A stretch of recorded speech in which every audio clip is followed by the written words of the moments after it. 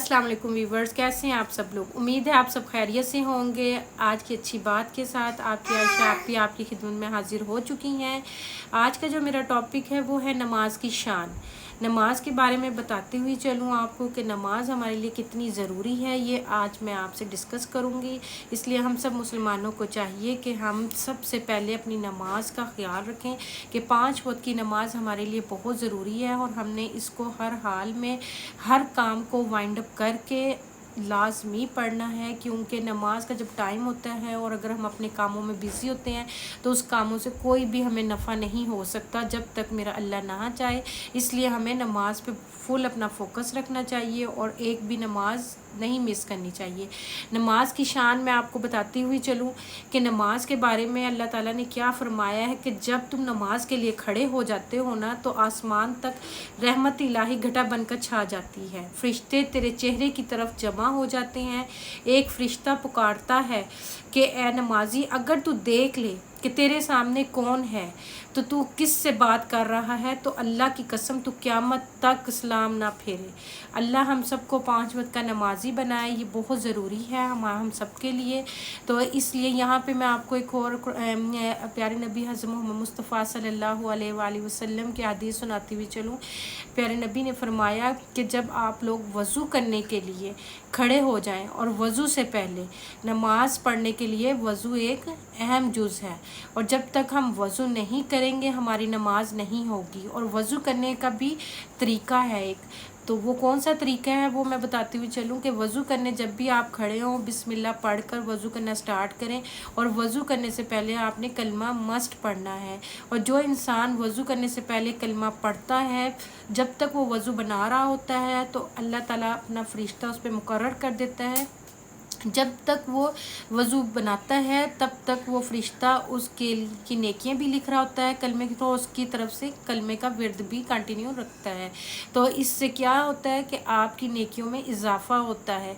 और जो इंसान अगर ये अल्लाह ताला से कमिटमेंट कर ले कि या अल्लाह जो हम कलमा पढ़ते हैं वज़ू से पहले, अगर वो आप हमारा कलमा अपने पास सेव कर लें और जब हमारी डेथ का टाइम नज़दीक आए तो या अल्लाह पाक वो कलमा हमें नसीब करना पढ़ना, तो अल्लाह ताला उस पर्सन के लिए स्पेशल ये करम नवाजी भी करते हैं।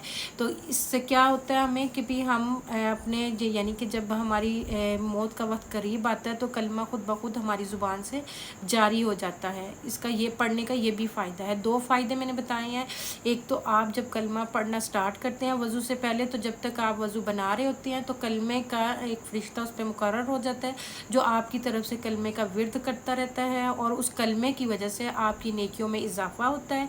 और साथ में ही आप जब वज़ू बना लेते हैं तो उसके बाद आप जो है नमाज के लिए खड़े होते हैं, और नमाज जब आप पढ़ते हो तो आप जिसके आगे खड़े हो, अगर आप ये एक दफ़ा खुद अपनी आंखों से देख लो कि आप किसके आगे खड़े हैं तो आप क़यामत तक सलाम ना फेरें, क्योंकि हमारा रब जिसने हमें पैदा किया, जिसने हम पूरी दुनिया बनाई, दोनों जहानों का जो मालिक है, हम उसके आगे खड़े हैं और हम उसका जितना शुक्र अदा करें कि उसने हमें अपना बंदा बनाकर भेजा, यानी कि मोहम्मदी उम्मत में से मुसलमान बनाया, फिर मोहम्मदी उम्मत में पैदा किया।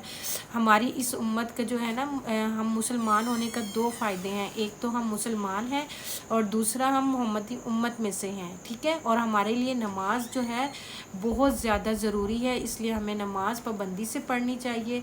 नमाज के ऊपर कोई कंप्रोमाइज़िंग नहीं है किसी भी तरह की, ये बात आप सोच लें। आप अपने नमाज का टाइम जैसे ही होता है अपने सारे काम वाइंड अप कर दिया करें।